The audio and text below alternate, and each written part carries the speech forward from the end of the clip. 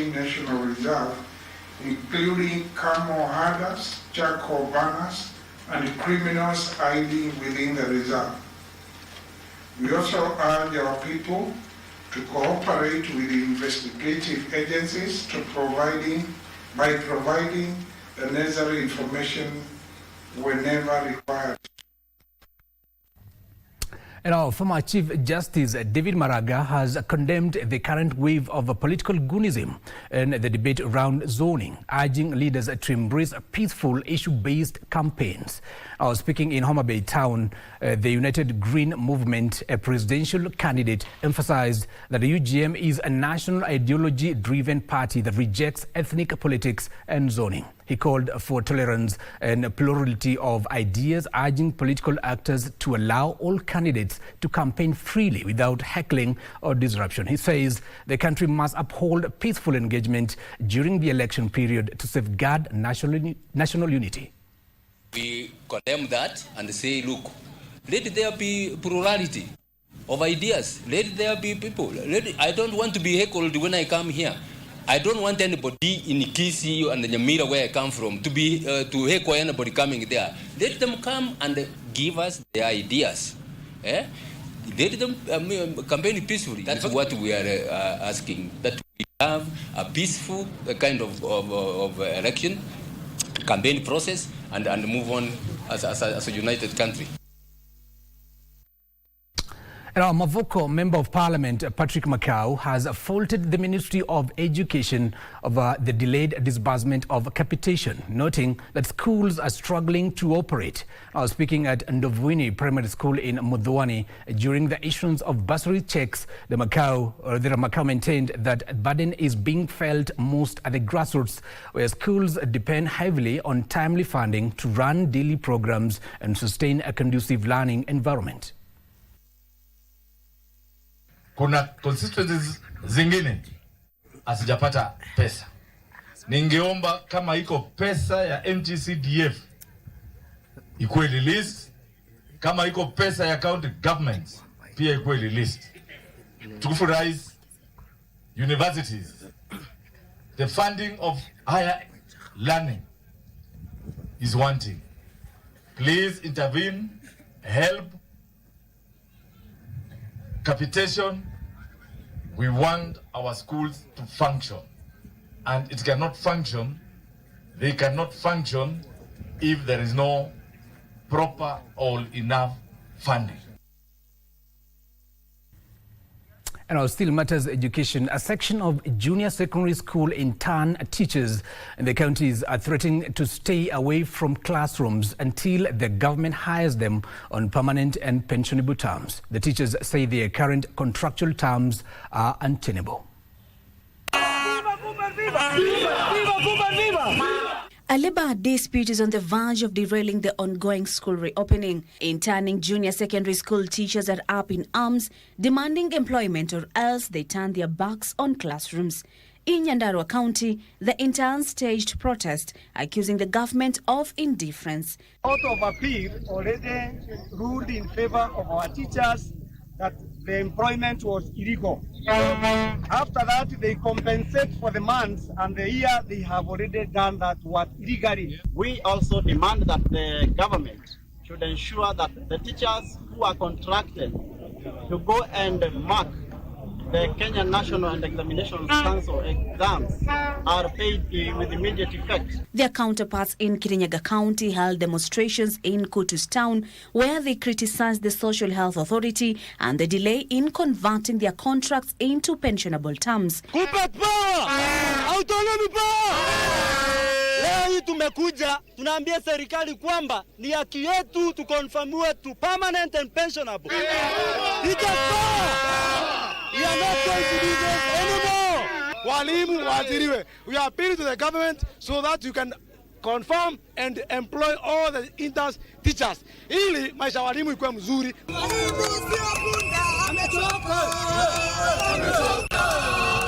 In Embo, there were similar demands. We don't go back to court. We don't go back to the rioting.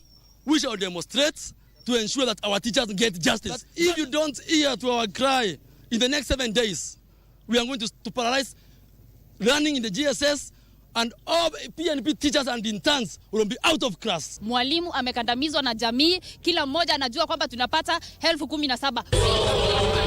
In Kisii County, the teachers under the Kenya Union of Post-Primary Education accused the government of contravening court directives on the internship system.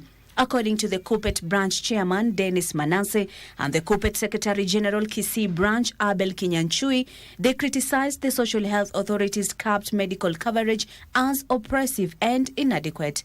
Limited coverage of ailment, limited facilities, among other challenges of SHA, teachers demand a better alternative health cover. We want, before they make any statement, let it be captured, because the hospitals are using whatever is in the system to treat our teachers. They threatened to withdraw their services until the government addresses their concerns over job security and equitable benefits for educators. Autonomy must be a standout. We must have proper administrative guidelines for the teachers in junior school to be able to cascade down the competence-based education to these learners.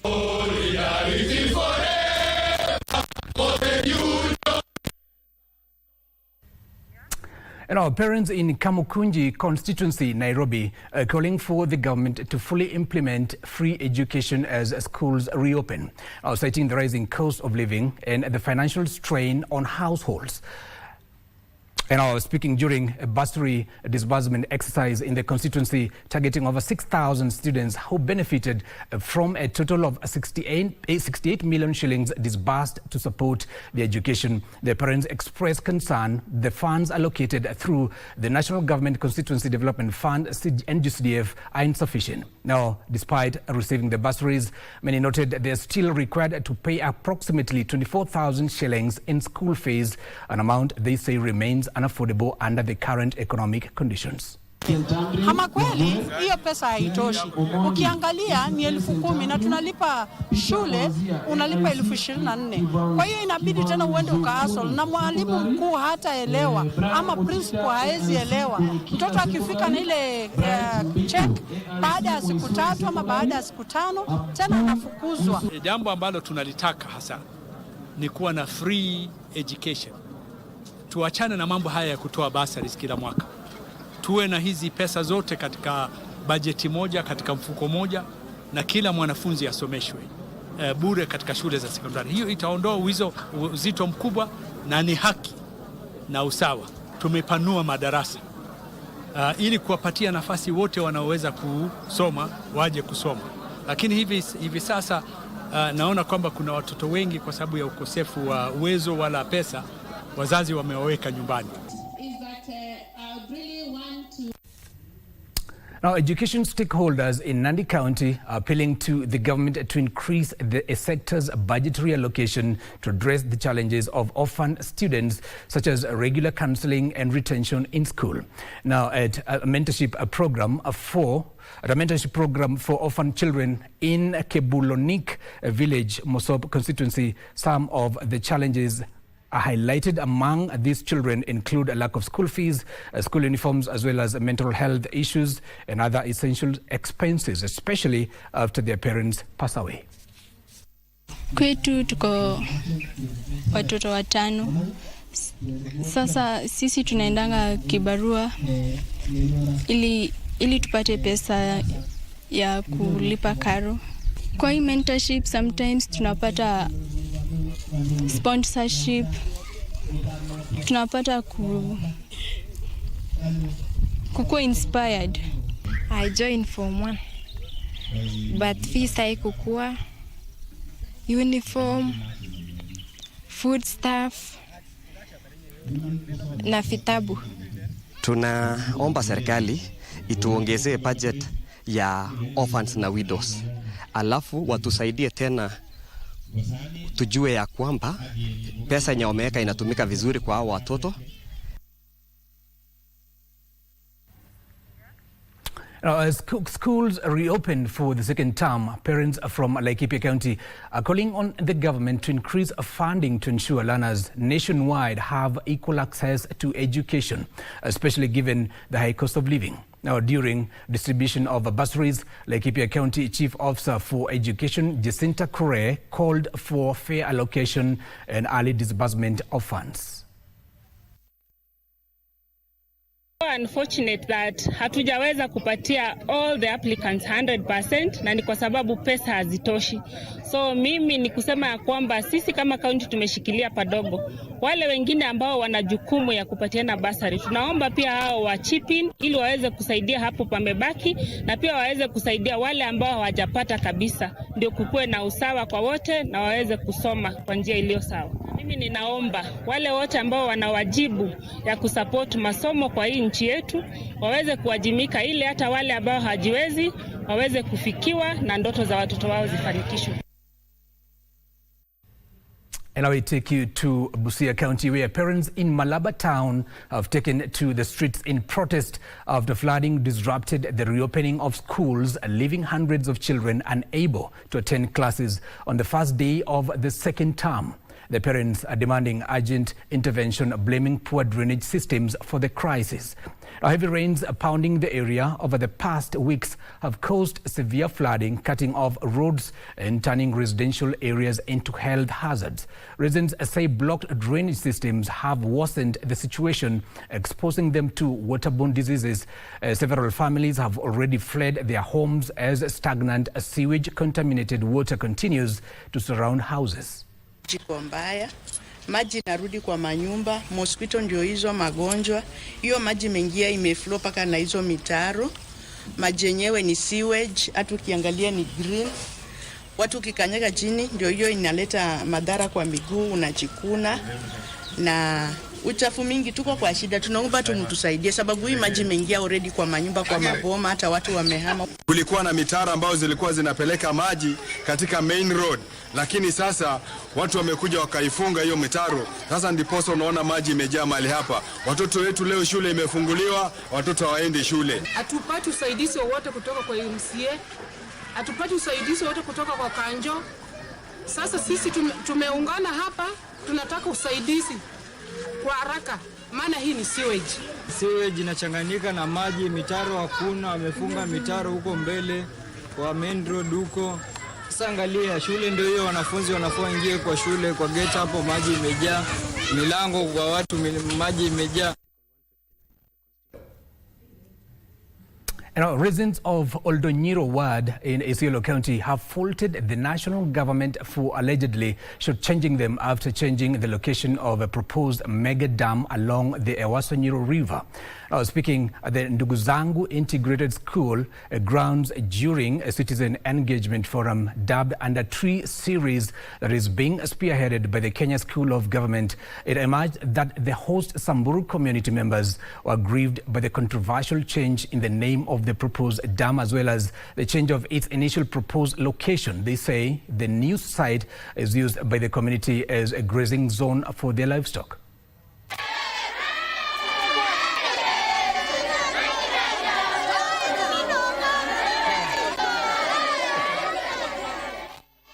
Tukaambiwa ati maneno imeshift na tujui imetokana na nini.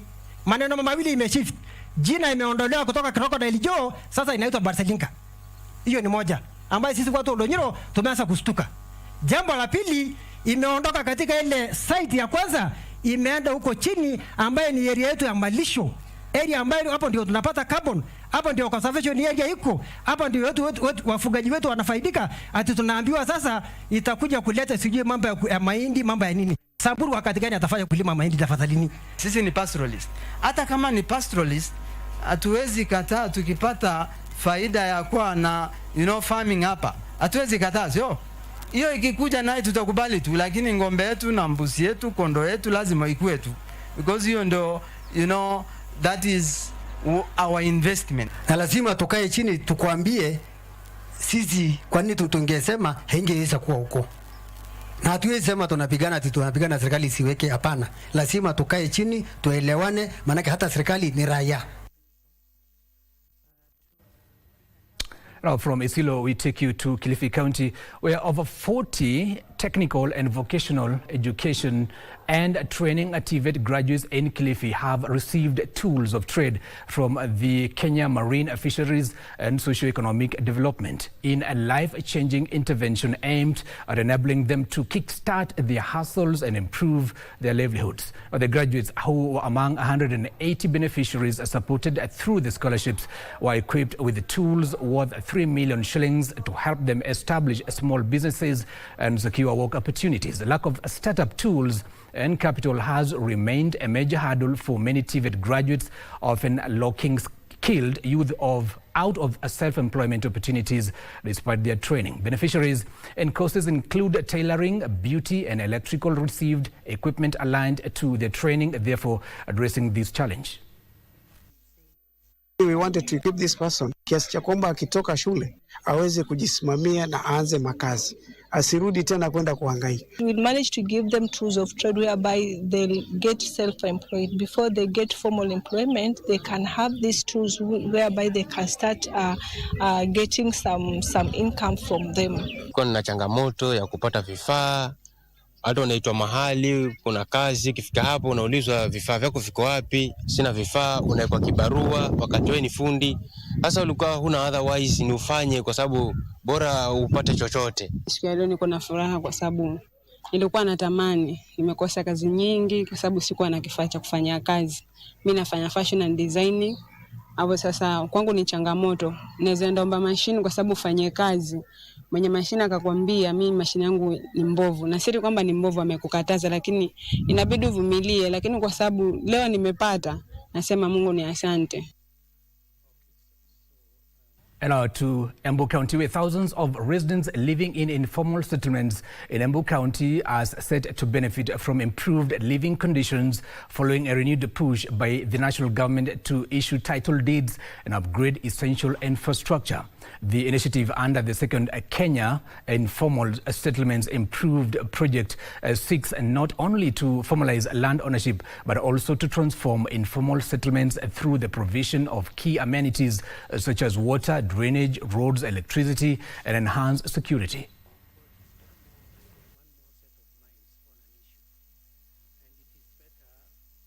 When the original allottees or the people who benefited under the Plan International project, when they became too old or some of them passed on, nobody felt that they had the responsibility to look after these houses. KISIP, Kenya Informal Settlement Improvement Project, came in and mobilized the community and has done interventions in terms of planning, survey, and is in the process now of the processing of title deeds. Sai tuko katika hali ya kugojea title. Mimi branch nashukuru sana kwa sababu wakati walikuwa anaingia mimi hata sikuwa na nyumba. Kanyumba kangu kalikuwa kadogo sana na hata kalikuwa kamebomoka, lakini nilikuwa nasikia tu uoga wa kujenga. Maana sasa siku najua nikijenga utaenda aje. And residents of Morendat ward in Gilgil, Nakuru County have protested poor road network and lack of electricity, which they say has affected farming and business activities. The residents, mainly farmers, say they have been forced to form groups to repair the roads due to lack of government intervention. Now, during a peaceful demonstration in Kanduma village, they accuse leaders of neglecting the area despite supporting them during elections. The aggrieved residents are now calling on both the national and county governments to address the challenges and improve infrastructure in the area.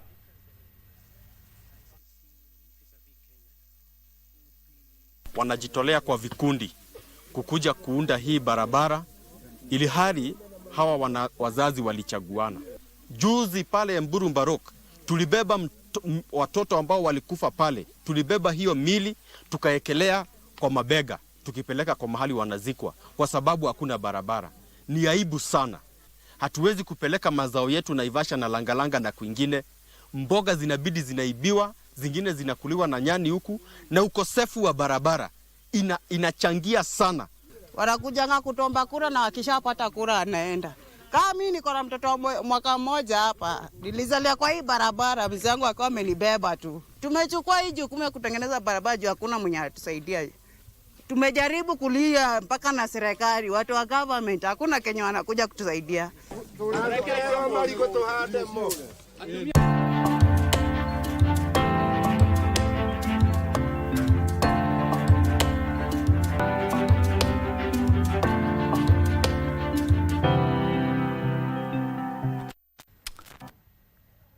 And now let's get to business. A mixture of geopolitics and internal pressures could derail realization of this year's national budget in Kenya. Economists at the Institute of Public Finance say the conflict in the Middle East, fiscal pressure and reprioritization of expenditure are likely to impact the economy this year.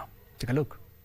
2026 budget policy statement projects the budget at 4.74 trillion shillings for the 2026-2027 financial year, which is expected to focus on economic acceleration, sustained growth and fiscal consolidation. However, the Institute of Public Finance warns that disruptions in the horizon may derail spending expectations and slow growth outlooks. The Institute of Public Finance cites likely differences between policy ambition and fiscal reality, raising concerns about the sustainability, efficiency and the impact of public spending across key sectors. In one instance, in the first 9 months of the financial year 2025-2026, the government collected 1.7 trillion, indicating that the final 3 months would require an average of 294.4 billion shillings per month to meet the revised annual target. Meeting the financial year 2026-2027 target will require 13% revenue growth compared to an average of 8% over the last 9 years. The recent reduction of VAT on petroleum products from 16 to 8% as a result of the conflict in the Middle East could further weaken expected tax collections. Other issues include overdependence of health financing on declining donor support, threatening universal health coverage and social protection programs. The Institute of Public Finance recommends a more realistic revenue projections with a clear breakdown of gains from growth, policy and compliance measures. Lunchtime News. The National Social Security Fund, NSSF, is diversifying its investment options by targeting private equity as a key driver for consistent returns. Speaking at Kuramo Capital Management's networking event in Nairobi, NSSF Managing Trustee David Kroos said the pension fund is focusing on high return and impactful investments to grow its portfolio to 1 trillion shillings by 2027.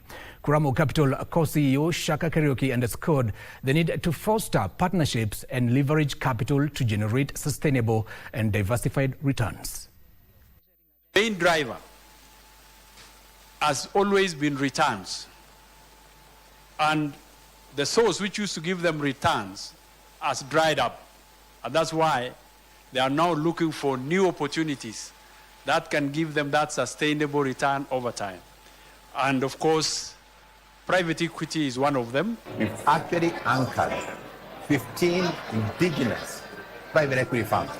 And while that may not sound like a large number, the reality is, as a result of doing that, we actually revolutionized the PE space in Africa, where before that was not the case. You'll never find local indigenous PE funds investing in the continent. Kenya's really been a leading destination for private equity and venture capital in Africa these past 3 years. And that really represents Kenya's dynamism, its entrepreneurial spirit, and its commitment to creating an environment where capital can work. Chinese ambassador to Kenya, Guo Haiyan, has urged Kenya to move with urgency and position itself to fully benefit from China's zero tariff policy set to take effect next month. Speaking during a symposium in Nairobi, the ambassador said the policy will grant Kenyan goods duty-free access to the Chinese market, creating new opportunities for exporters, farmers, and manufacturers. She, however, noted that the gains will depend on the country's readiness to meet quality standards and scale production and compete effectively. For these two giants to cooperate in commercial relationship. At a symposium held at the Chinese Embassy in Nairobi, government officials, trade experts and private sector representatives met to assess how Kenya can position itself ahead of the policy rollout on May 1st.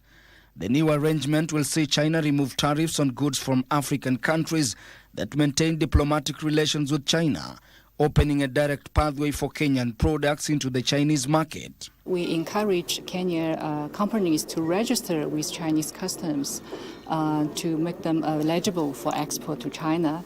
And also we are encourage technical cooperation to improve the quality of products, to increase their productivity, to enlarge the scale of production and trade. While the zero tariff policy has already been announced by China, stakeholders say its impact will depend on how prepared exporting countries are to compete. It will not only encourage Kenya to increase the added value of its industrial and agricultural products, but also promote technology transfer and talent cultivation to sow the seeds for Kenya's long-term development.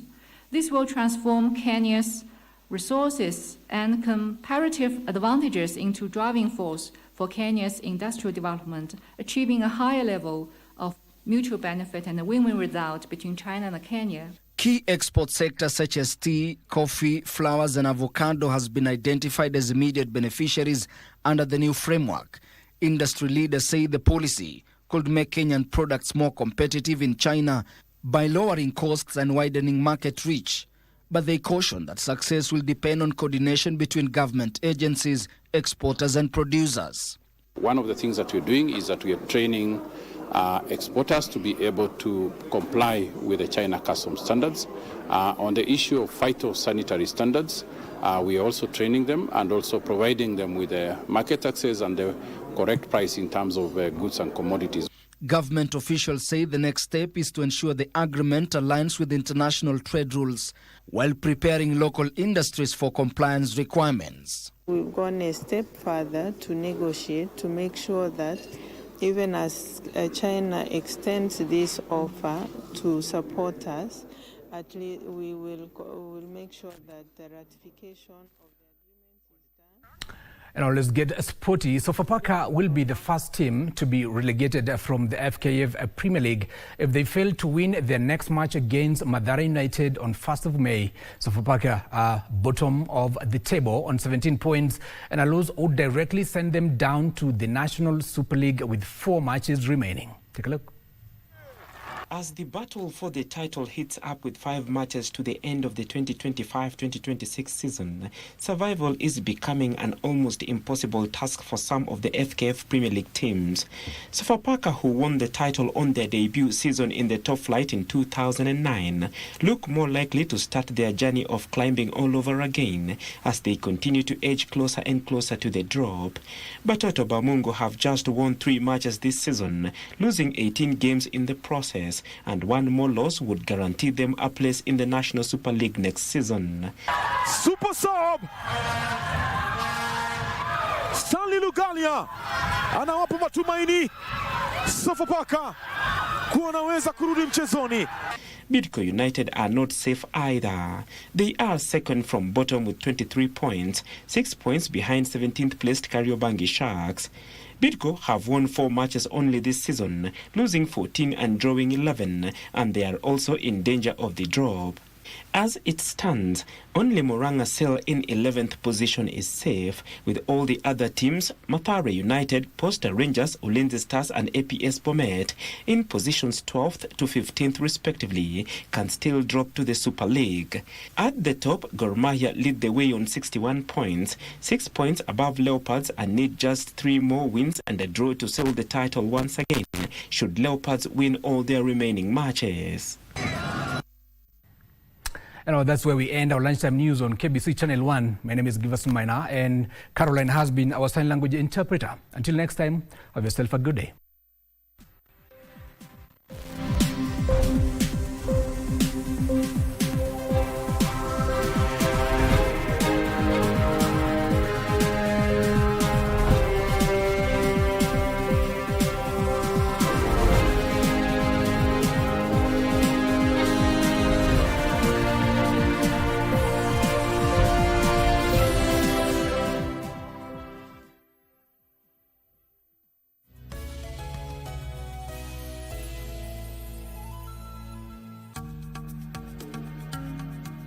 Hello and welcome to Nairobi.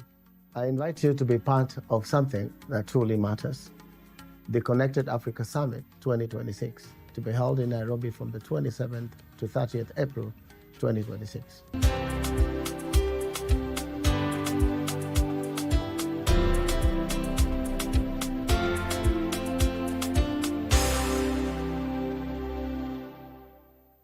It's more than an event. It is where ideas meet opportunity and unlock solutions that drive inclusive growth. Let's get connected in Connected Africa Summit 2026. Meet you there. I guess I'll just become a mute. Son-in-law?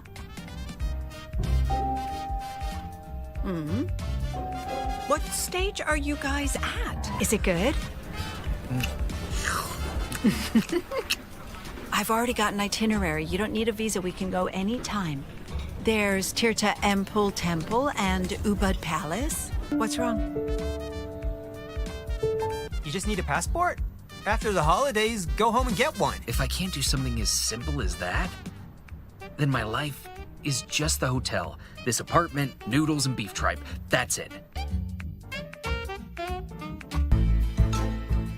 Under the Kenya Kwanza administration, the city is becoming a model of modern African progress where vision meets delivery. The developments that are taking place within the Bomas International Convention Complex will be a game changer for this country. The cost for transplant goes to around 650,000 and all will be paid by SHA. Na zile pesa tulikuwa tunalipa ilikuwa mingi sana. Hii shule iko free. All flagship projects are in advanced construction. Every project tells one story, that Kenya can dream boldly, build confidently, and deliver faithfully.